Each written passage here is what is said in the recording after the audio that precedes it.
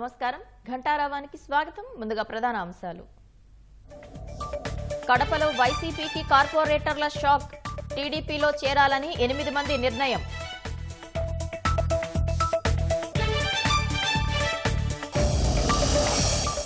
కాసేపట్లో పోలవరం బయలుదేరనున్న CM.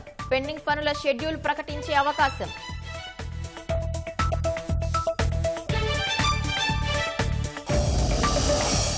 పట్టాలెక్కిన Google AI skill AP project. Guntur వీవీఐటీలో ప్రయోగాత్మకంగా శిక్షణ.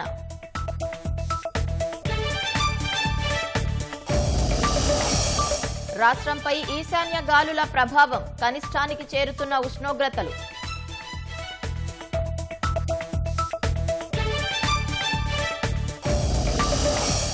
అనంత జిల్లాలో పేకాడుతూ పట్టుబడిన వైసీపీ నేతలు. నిందితుల్లో నెరమట్ల సర్పంచ్ యోగేంద్రరెడ్డి.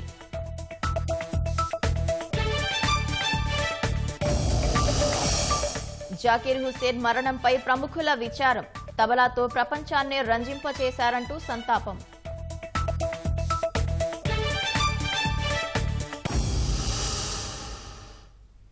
కడపలో వైసీపీకి కార్పొరేటర్లు షాక్ ఇచ్చారు. 8 మంది వైసీపీ కార్పొరేటర్లు టీడీపీలో చేరేందుకు విజయవాడ వెళ్లారు. మరింత సమాచారం మా ప్రతినిధి మురళి ప్రత్యక్ష ప్రసారం ద్వారా అందిస్తారు. కడప కార్పొరేషన్లో వైసీపీకి గట్టి షాక్ తగిలే సూచనలు కనిపిస్తున్నాయి. ఈ కడప కార్పొరేషన్ పరిధిలో ఉన్నటువంటి 8 మంది కార్పొరేటర్లు ఇవాళ విజయవాడలో ముఖ్యమంత్రి చంద్రబాబు సమక్షంలో పార్టీలో చేరుతున్నారు. ఈ కార్పొరేషన్ చరిత్రలోనే తొలిసారిగా వైసీపీ నుంచి కాంగ్రెస్ పార్టీ ఉన్నప్పటి నుంచి కూడా ఈ కార్పొరేషన్ అనేది వైఎస్ కుటుంబ సభ్యుల చేతుల్లో ఉంది. ఇప్పుడు ఒక్కసారిగా 8 మంది కార్పొరేటర్లు, వైసీపీకి చెందినటువంటి కార్పొరేటర్లు ఇవాళ చంద్రబాబు సమక్షంలో తెలుగుదేశం పార్టీలో చేరబోతున్నారు.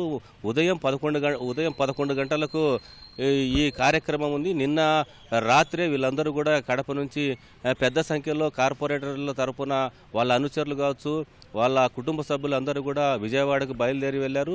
అయితే ప్రధానంగా చూసుకున్నట్లయితే ఈ కడప కార్పొరేషన్లో 50 డివిజన్లు ఉన్న 50 మంది కార్పొరేటర్లో 49 కూడా ఈ వైసీపీని హస్తగతం చేసుకుంది. ఒక్కటి మాత్రమే తెలుగుదేశం పార్టీ గెలుచుకుంది. అయితే గత కొంతకాలంగా 2 దఫాలుగా వైసీపీ పార్టీకి చెందినటువంటి మేయర్ సురేష్ బాబు ఇక్కడ అధ్యక్ష స్థానాన్ని అవలంబిస్తున్నారు. అయితే ఈ కార్పొరేషన్ పరిధిలో గత కొంతకాలంగా చూసుకున్నట్లయితే గతంలో ఉన్నటువంటి డిప్యూటీ సీఎం అంజద్ బాషా, మేయర్ సురేష్ బాబు ఇద్దరు కూడా ఒంటెద్దు పోకటలతోనే ఈ వైకాపా కార్పొరేటర్లలో కూడా చాలా అసమ్మతి నెలకొంది. వాళ్ళ పనులు కూడా ఏమాత్రం సాగడం లేదు. ఆయా డివిజన్లలో 15వ ఆర్థిక సంఘం నిధులు కేటాయించినప్పటికీ చాలామంది కార్పొరేటర్లకు నిధులు ఇవ్వకుండా, వాళ్ళకు పనులు కూడా సక్రమంగా చేయకుండా ఇబ్బందులు పెడుతున్నారనేటువంటి ఆరోపణలు స్పష్టంగా ఉన్నాయి. చాలాసార్లు దీనిపైన వైసీపీ పెద్దల చేత కూడా చర్చలు జరిగినప్పటికీ మారకపోవడంతో గత సార్వత్రిక ఎన్నికల్లోనే దాదాపు 25 మంది కార్పొరేటర్లు తెలుగుదేశం పార్టీ ముఖ్య నేతలతో, కడపకు చెందినటువంటి ముఖ్య నేతలతో టచ్లో కూడా ఉన్నారు. ఆ సార్వత్రిక ఎన్నికల ప్రారంభం రోజు వీళ్ళందరూ కూడా పార్టీలో చేరాలని నిర్ణయించుకున్నప్పటికీ కొన్ని అనివార్య కారణాల వల్ల కార్పొరేటర్లందరూ కూడా చేరలేకపోయారు. అయితే ఇప్పుడు కూటమి ప్రభుత్వం అధికారంలోకి వచ్చిన తర్వాత తప్పనిసరి పరిస్థితుల్లో ఇక్కడ ఆయా డివిజన్లలో పనులు జరగడం లేదనేటువంటి ఉద్దేశంతోనే ఈ కొంతమంది మేయర్ సురేష్ బాబు, అదేవిధంగా అంజద్ బాషా వారిద్దరూ కూడా ఒంటెద్దు పోగడలతో వెళ్తున్నారు. తమని కార్యకర్తలను కానీ కార్పొరేటర్లను కానీ డివిజన్లో పట్టించుకోవడం లేదని అసమ్మతితోనే ప్రస్తుతం తొలి విడతగా 8 మంది కార్పొరేటర్లు ఇవాళ తెలుగుదేశం పార్టీలో చేరుతున్నారు. అంటే వీరందరూ పార్టీలో చేరతారని 2 రోజులు, వారం నుంచి కూడా చర్చలు జరుగుతున్న నేపథ్యంలో 2 రోజుల కిందట శనివారం కడప ఎంపీ వైఎస్ అవినాష్ రెడ్డి ఈ కార్పొరేటర్లు అందరితో కూడా సమావేశం ఏర్పాటు చేసి వాళ్ళతో కూడా చర్చలు కూడా జరిపారు. ఎవరు పార్టీని వీడకండి, జగన్మోహన్ రెడ్డి కడప జిల్లా వాసి కావడంతో మీకు అందరికీ కూడా అండగా ఉంటాడని భరోసా ఇచ్చే ప్రయత్నం చేసినప్పటికీ కూడా 8 మంది కార్పొరేటర్లు ఇవాళ చంద్రబాబు సమక్షంలో పార్టీలో చేరుతుండడం చర్చనీయాంశమైంది. మరో 15 మంది కార్పొరేటర్లు కూడా తెలుగుదేశం పార్టీలో చేరడానికి సిద్ధంగా ఉన్నారు. వారందరూ కూడా పావులు కదుపుతున్నారు. వారందరూ కూడా తెలుగుదేశం పార్టీ జిల్లా నేతలందరితో కూడా చర్చలు జరుగుతున్నటువంటి పరిస్థితి. ప్రస్తుతం 8 మంది కార్పొరేటర్లు అంజద్ బాషా సమీప బంధువులు ఉన్నారు. రవీంద్రనగర్, అదేవిధంగా మేయర్ సురేష్ బాబు చిన్న చౌక్ ప్రాంతానికి ప్రాతినిధ్యం వహిస్తున్నటువంటి ప్రాంతంలోనే 5 కార్పొరేటర్లు ఈ పార్టీని వీడుతుండడం కూడా ప్రాధాన్యత సంతరించుకుంది. ఈ మొత్తంగా చూసుకున్నట్లయితే అంటే గత కూటమి ఈసారి వచ్చినటువంటి కూటమి ప్రభుత్వంలో తొలిసారిగా కడప ఎమ్మెల్యే, ఒక మహిళా ఎమ్మెల్యే తెలుగుదేశం పార్టీ కైవసం చేసుకోవడం, నవంబర్ 7వ తారీఖు జరిగినటువంటి ఇదే కార్పొరేషన్లో జరిగినటువంటి సర్వసభ్య సమావేశంలోనే తెలుగుదేశం పార్టీ ఎమ్మెల్యే, మహిళా ఎమ్మెల్యేని కూడా అవమానించే రీతిలో ఆమెకు కుర్చీ లేకుండా, వేదిక పైన కుర్చీ లేకుండా మేయరు అవమానించే విధంగా చేయడం కూడా కొంతమంది కార్పొరేటర్లకు అసమ్మతికి దారి తీసినట్లయింది. అయితే ఆమె దూకుడుగా, ధైర్యంగా వాళ్ళందరినీ 50 మంది కార్పొరేటర్లని ఎదుర్కొని వారికి సమాధానం చెబుతున్నప్పటికీ వారి ఒక్కరు కూడా ఆమెను ధీటుగా ఎదుర్కోలేక బాయ్కాట్ చేయడం కూడా చాలా తీవ్ర విమర్శలకు తావిచ్చింది. అయితే ఇక్కడ ప్రస్తుతం ఉన్నటువంటి కూటమి ప్రభుత్వంలో ఈ అధికార పార్టీ చేస్తున్నటువంటి ఆ దూకుడికి మనం తట్టుకోలేము అని వైసీపీ నాయకుల అగ్రనేతలు కూడా నోరు మెదపలేని పరిస్థితుల్లో కార్పొరేటర్ల పరిస్థితి ఏంటనేది కూడా వారు ఒకంత ఆలోచనలో పడేసింది. ఈ 5 ఏళ్ల పాటు మేము వైసీపీలో కడప జిల్లాలో జగన్మోహన్ రెడ్డి ఉన్నప్పటికీ ఇమడలేని పరిస్థితుల్లో మేము ఇక్కడ పని చేయలేమనే ఉద్దేశంతోనే వీరందరూ కూడా ఒక్కొక్కరు కార్పొరేటర్లు కూడా జారుకుంటూ తెలుగుదేశం పార్టీ వైపు వెళ్తున్నారు. ప్రస్తుతం ఇవాళ 8 మంది కార్పొరేటర్లు తెలుగుదేశం పార్టీలో చేరుతున్నాం. మరో 2-3 నెలల్లో మరో 15 మంది కార్పొరేటర్లు కూడా తెలుగుదేశం పార్టీలో చేరడానికి కూడా సమాయత్తమవుతున్నారు. 2 రోజుల కిందట చూసుకున్నట్లయితే సాగునీటి సంఘం ఎన్నికల్లో కూడా పులివెందులలో ఏకపక్షంగా తెలుగుదేశం పార్టీ వాటిన్నిటిని కూడా 95% సాగునీటి సంఘం ఎన్నికలను కూడా గెలుచుకుంది. అయితే కమలాపురము, జమ్మలమడుగు, ప్రొద్దుటూరు ప్రాంతంలో ఉన్న మున్సిపాలిటీలు కూడా తెలుగుదేశం పార్టీ కైవసం చేసుకునే విధంగా పావులు కదుపుతుంది. ఇప్పటికే వైసీపీలో ఉన్నటువంటి కౌన్సిలర్లు, కమలాపురంలో ఉన్నటువంటి కౌన్సిలర్లు కావచ్చు, ప్రొద్దుటూరులో ఉన్నటువంటి కౌన్సిలర్లు, జమ్మలమడుగు ప్రాంతంలో ఉన్న కౌన్సిలర్లు కూడా ఇప్పటికే 6-7 మంది కూడా తెలుగుదేశం పార్టీలో చేరారు. మరో 2-3 చేరితే ఈ మ్యాజిక్ ఫిగర్ దాటి ఈ 3 మున్సిపాలిటీలు కూడా తెలుగుదేశం పార్టీ కైవాసం చేసుకునేటువంటి అవకాశం ఉంది. మొత్తం మీద ఒక 6 నెలల్లో కడప జిల్లాలో ఉన్నటువంటి మెజారిటీ మున్సిపాలిటీ స్థానాలను కూడా తెలుగుదేశం పార్టీ కైవసం చేసుకోవాలని కూడా పావులు కదుపుతున్నట్లు మనకు సమాచారం ఉంది. ఇది కడప నుంచి తాజా పరిస్థితి. Over to studio. అనంతపురం జిల్లా ఉరవకొండ మండలం అమిద్యాలలో పవన్ అనే రైతు ఇంట్లో చోరీ జరిగింది. అనంతపురంలో నివాసం ఉండే పవన్ తన స్వగ్రామం అమిద్యాలలో వ్యవసాయం చేస్తున్నారు. వారం 10 రోజులకోసారి ఇంటికి వచ్చి వెళ్తుంటారు. ఈ విషయాన్ని పసిగట్టిన దొంగలు పవన్ ఇంట్లో లేని సమయం చూసి కొల్లగొట్టినట్లు తెలుస్తోంది.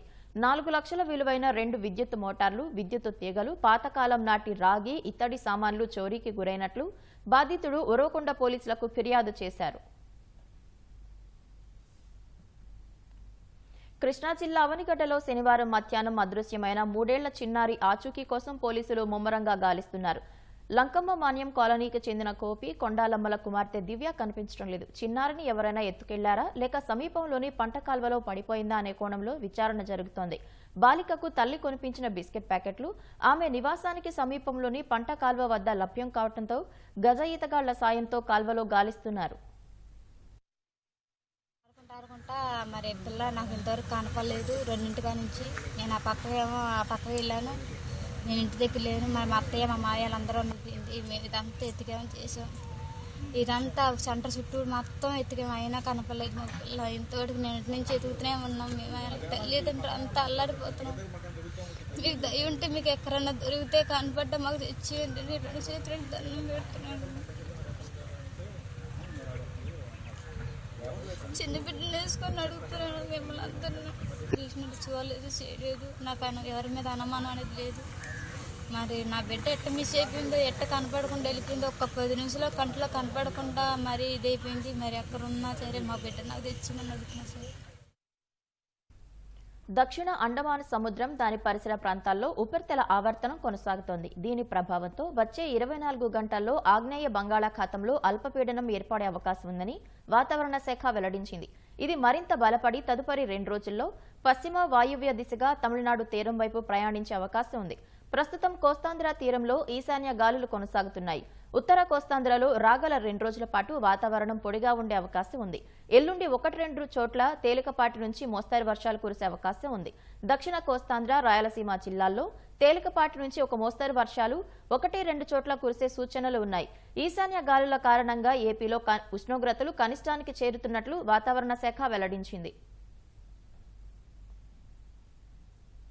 వైసీపీ పాలనలో సాగునీటి సంఘాలకు ఎన్నికలు నిర్వహించకుండా జలవనరుల శాఖను నిర్వీర్యం చేశారని ఎమ్మెల్యే వేగేశ్న నరేంద్ర వర్మ విమర్శించారు. సాగునీటి సంఘాల అధ్యక్ష, ఉపాధ్యక్షులుగా ఎన్నికైన వారిని ఆయన అభినందించారు. త్వరలో కాలువల్లో మరమ్మతులు చేయిస్తామన్నారు.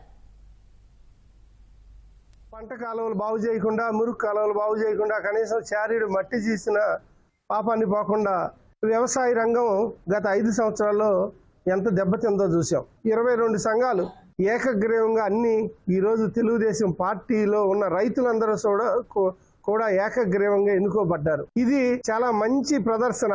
అదే విషయాన్ని బయటికి తీసుకెళ్ళటం, రాబోయే వేసవి కాలంలో అన్ని కాలువలు, డ్రైనేజీలు బాగు చేసుకోవటం, ఇవన్నీ వీళ్ళకి మనం వివరించాలి. మన పార్టీని కాపాడుకోవాలి. తద్వారా తెలుగు రైతు బాగుండాలి.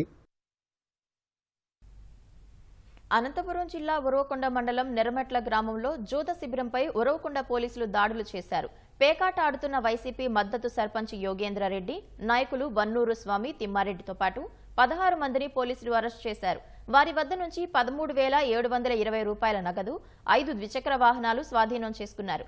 కొన్నాళ్లుగా గ్రామ సచివాలయం సమీపంలో వైసీపీ నాయకుల ఆధ్వర్యంలో జూద శిబిరం నిర్వహిస్తున్నట్లు సమాచారం రావడంతో దాడులు నిర్వహించామన్నారు. వారిపై కేసు నమోదు చేసి కోర్టులో హాజరుపరచనున్నారు. వైసీపీ రివర్స్ విధానాలతో అస్తవ్యస్తంగా మారిన పోలవరాన్ని పరుగులు పెట్టించడమే లక్ష్యంగా ముఖ్యమంత్రి చంద్రబాబు కాసేపట్లో పోలవరం ప్రాజెక్టు పరిశీలనకు బయలుదేరనున్నారు. పనుల పురోగతి, నిర్వాసితుల పునరావాసంపై అధికారులు, ఇంజనీర్లతో సమీక్షిస్తారు. ఆ తర్వాత పెండింగ్ పనులు పూర్తి చేయడంపై షెడ్యూల్ ప్రకటించే అవకాశం ఉంది. అధికారం చేపట్టిన వెంటనే తొలి పర్యటనగా పోలవరానికి వచ్చిన సీఎం చంద్రబాబు ప్రాజెక్టుపై తనకున్న అంకితభావం ఎలాంటిదో చెప్పకనే చెప్పారు. గత టీడీపీ ప్రభుత్వంలో ప్రతి నెలా ఓ సోమవారం పోలవరాన్ని సందర్శించి పనులపై ఆయన సమీక్షించేవారు. ప్రస్తుతం ఆ కార్యక్రమానికి మళ్లీ పునరుత్తేజం తీసుకొచ్చారు. ఆ క్రమంలోనే నేడు పోలవరం ప్రాజెక్టును సీఎం చంద్రబాబు సందర్శించనున్నారు. సీఎం పర్యటనతో పోలవరం నిర్మాణం, పునరావాసం, పరిహారంపై స్పష్టత వస్తుందని రైతులు, నిర్వాసితులు ఆశలు పెట్టుకున్నారు.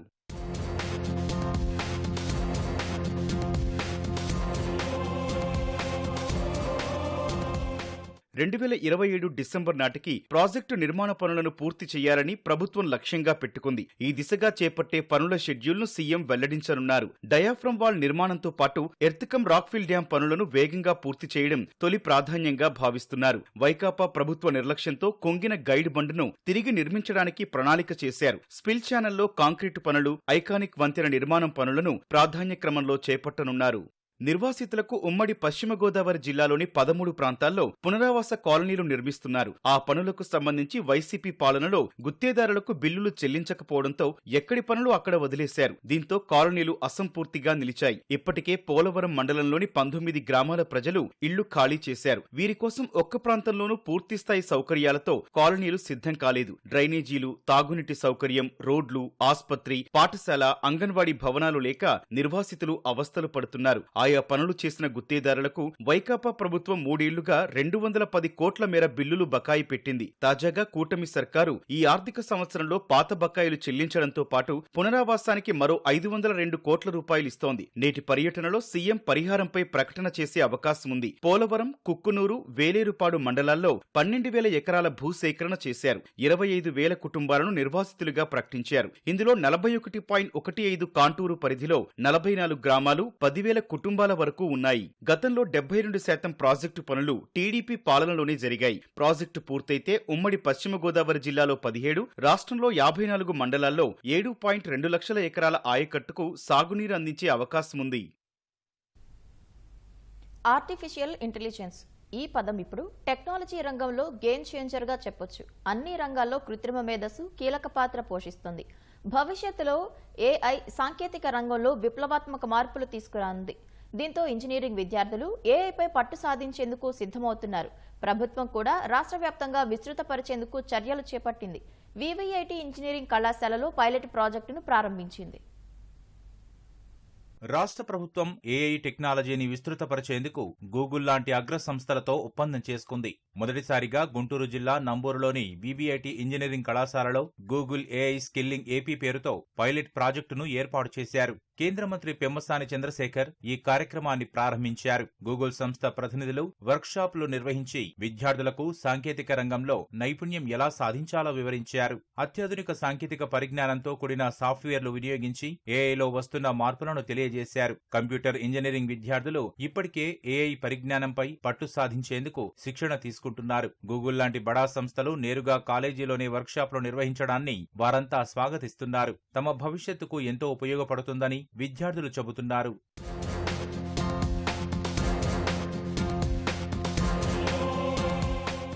స్కిల్ని మనకి ఈ కాలేజ్లో బాగా అందరికీ ప్రతి విద్యార్థికి నేర్పిస్తారు.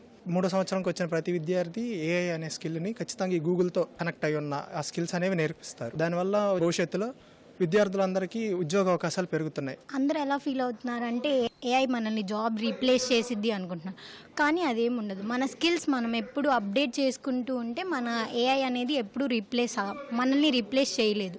ఏఐ అనేది ఆల్రెడీ వివిఐటి కరికులంలో R20 రెగ్యులేషన్ ప్రకారం ఉంది, కానీ వీళ్ళు గూగుల్తో ఒప్పందం చేసుకొని మాకు ఇంకా ప్రాక్టికల్ నాలెడ్జ్ అనేది పెంచుతున్నారు. గూగుల్ ఒక ప్రతిష్టాత్మకమైన సంస్థ అండ్ వాళ్ళు కొంచెం బాగా ఎక్స్పీరియన్స్ ఉన్నారు. వాళ్ళ ఎక్స్పీరియన్స్ మాకు షేర్ చేసుకోవటం వల్ల మేము బాగా నేర్చుకుంటామని నేను అనుకుంటున్నాను. కంపెనీలు కోరుకుంటున్న మార్పులు, బడా కంపెనీల్లో ఉద్యోగం ఎలా సంపాదించాలో గూగుల్ ప్రాజెక్టు ద్వారా తెలుసుకుంటామని విద్యార్థులు చెబుతున్నారు.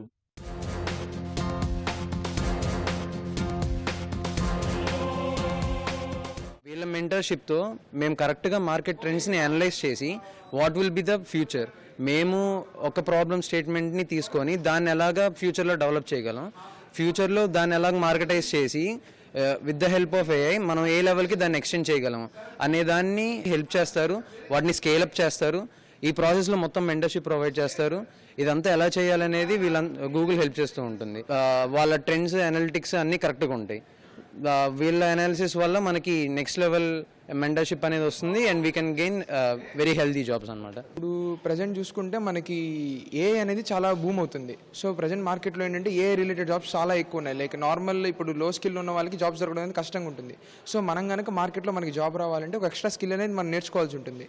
సో ఈ వర్క్షాప్స్ అనేవి ఆ విధంగా మనకు ఉపయోగపడతాయి. మనకి ఒక సెల్లింగ్ పాయింట్ అనేది ఉంటుంది మనకి. రాష్ట్ర ప్రభుత్వం పలు రంగాల్లో ఆర్టిఫిషియల్ టెక్నాలజీని అమలు చేసేందుకు గూగుల్ సంస్థతో ఒప్పందం చేసుకుందని వివిఐటి ఇంజనీరింగ్ కళాశాల చైర్మన్ వాసిరెడ్డి విద్యాసాగర్ తెలిపారు. ఏఐ వస్తే కొన్ని ఉద్యోగాలు పలు సెక్టార్లలో కోల్పోయినా అంతకన్నా ఎక్కువ ఉద్యోగాలు ఇతర రంగాల్లో వస్తాయన్నారు. ఆంధ్రప్రదేశ్ గూగుల్ టైఅప్ తోటి ఒక ఇకో సిస్టమ్ తయారు చేయడానికి తయారవుతా ఉన్నారు. ఆ ఇకో సిస్టమ్ తయారవడానికి మెయిన్గా ట్రైన్ మ్యాన్ పవర్ అవసరం. ఆ ట్రైన్ మ్యాన్ పవర్ అవసరం కాబట్టి ముందు ఇంజనీరింగ్ కాలేజీలతోటి వచ్చి ఇక్కడ ట్రైన్ మ్యాన్ పవర్ తయారు చేసుకుంటే వాళ్ళు రేపు ఇంటర్న్షిప్ లాగా కావని ఏదైనా అని గవర్నమెంట్లో ఎంప్లాయీస్ కిందవని వాళ్ళ ఇకో సిస్టమ్కి వాళ్ళు డ్రైవర్స్గా ఉంటారనేసి. సో ఫస్ట్ మనకు ఏపీ స్టేట్ గవర్నమెంట్ గూగుల్తో టైఅప్ అవగానే ముందు మొదలుపెట్టింది ఇది. అందుకనమాట నార్మల్గా ఏంటంటే ఏ టెక్నాలజీ వచ్చినా ఆ టెక్నాలజీ అందిపుచ్చుకున్న వాళ్ళకి మళ్ళీ చాలా బాగుంటుంది అనేది జీవితం. సో ఆ కెరీర్ బాగుండటం కోసం మనకి ఇప్పుడు ఈ పిల్లలు ఈ వచ్చే గూగుల్ టైఅప్స్ తోటి మనకు వచ్చే ట్రైనింగ్ కానీ ఇవన్నీ ఆ స్కిల్స్ అందిపుచ్చుకొని లైఫ్లో ఇంకా బాగుపడటానికి వాళ్ళ కెరీర్లో ముందుకెళ్ళడానికి చాలా ఉపయోగపడుతుంది. మరిన్ని ఇంజనీరింగ్ కళాశాలల్లో ఇలాంటి వర్క్షాపులు నిర్వహించే అవకాశం ఉంది. ప్రముఖ తబలా విద్వాంసుడు పద్మ విభూషణ్ జాకీర్ హుస్సేన్ ఇక లేరు. 73 ఏళ్ల జాకీర్ హుస్సేన్ అమెరికాలోని శాన్ ఫ్రాన్సిస్కోలో కన్నుమూశారు. రక్తపోటు సంబంధిత సమస్యలతో బాధపడుతున్న ఆయన ఆసుపత్రిలో చేరారు. చికిత్స పొందుతుండగానే ఆరోగ్యం విషమించడంతో తుదిశ్వాస విడిచారు. తబలా మాస్ట్రోగా ప్రఖ్యాతిగాంచిన జాకీర్ హుస్సేన్ 1951 మార్చి 9న ముంబైలో జన్మించారు. తబలా వాద్యకారుడు అల్లా రఖా పెద్ద కుమారుడైన జాకీర్ హుస్సేన్ చిన్నప్పటి నుంచే తండ్రి బాటలో నడిచారు. ఈ క్రమంలో హిందుస్థానీ క్లాసికల్ మ్యూజిక్, జార్జ్ ఫ్యూజన్లో నైపుణ్యం సాధించారు. 7 ఏళ్ల వయసులోనే తొలి ప్రదర్శన ఇచ్చిన ఆయన వందలాది ప్రదర్శనలతో ప్రపంచవ్యాప్తంగా గుర్తింపు పొందారు. అనేక ఆల్బమ్లు సైతం చేసిన ఆయన 1980వ దశకంలో పలు చిత్రాలకు పనిచేశారు. 1990లో కేంద్ర ప్రభుత్వం నుంచి Sangeet Natak academy award, Sangeet Natak academy fellowship, 2018లో రత్న సదస్యను అందుకున్నారు. హుస్సేన్ మిక్కీ హార్ట్ గియోవన్నీ హిడోల్గాతో కలిసి గ్లోబల్ డ్రమ్ ప్రాజెక్టు కోసం ప్రపంచ సంగీత ఆల్బమ్ విభాగంలో గ్రామీ అవార్డును గెలుచుకున్నారు. 2024 ఫిబ్రవరిలో 3 గ్రామీలను కూడా స్వీకరించారు. కేంద్ర ప్రభుత్వం ఆయనను 1988లో పద్మశ్రీ, 2002లో పద్మభూషణ్, 2023లో పద్మ విభూషణ్లతో సత్కరించింది. 1999లో US national endowment for the arts ద్వారా నేషనల్ హెరిటేజ్ ఫెలోషిప్తో జాకీర్ హుస్సేన్ సత్కరించారు. తర్వాత ఉస్తాద్ జాకీర్ హుస్సేన్ భారతీయ శాస్త్రీయ సంగీతానికి ప్రపంచ రాయబారిగా గుర్తింపు పొందారు. జాకీర్ హుస్సేన్ను అమెరికా మాజీ అధ్యక్షుడు బరాక్ ఒబామా వైట్ హౌస్కు ఆహ్వానించారు. తద్వారా తొలిసారిగా వైట్ హౌస్లోకి వెళ్లేందుకు ఆహ్వానం అందుకున్న తొలి భారతీయ సంగీతకారుడిగా జాకీర్ హుస్సేన్ గుర్తింపు పొందారు.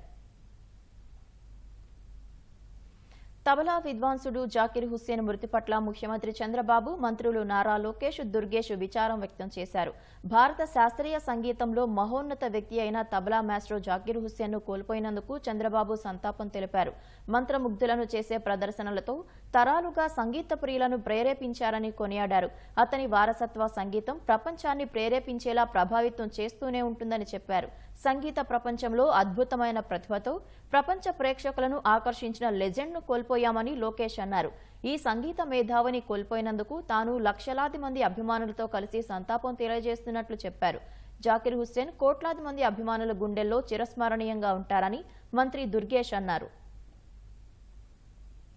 బంగ్లాదేశ్ మాజీ ప్రధాని షేక్ హసీనాకు సంబంధించిన కీలక విషయాలను అక్కడి తాత్కాలిక ప్రభుత్వం ఒక్కొక్కటిగా బయటపెడుతోంది. అనేక మంది అధికారుల అదృశ్యం, హత్యల వెనుక ఆమె ప్రమేయం ఉందని కనుగొన్నట్లు తాత్కాలిక ప్రభుత్వం ఏర్పాటు చేసిన విచారణ కమిషన్ తెలిపింది. అన్ఫోల్డింగ్ ది ట్రూత్ అనే శీర్షికతో మధ్యంతర నివేదికను తాత్కాలిక ప్రభుత్వ సారథి యూనస్కు అందజేసింది. అధికారుల అదృశ్యం ఘటనలో హసీనా ప్రమేయం ఉన్నట్లు ఆధారాలు కనుగొన్నామని కమిషన్ నివేదికలో పేర్కొంది.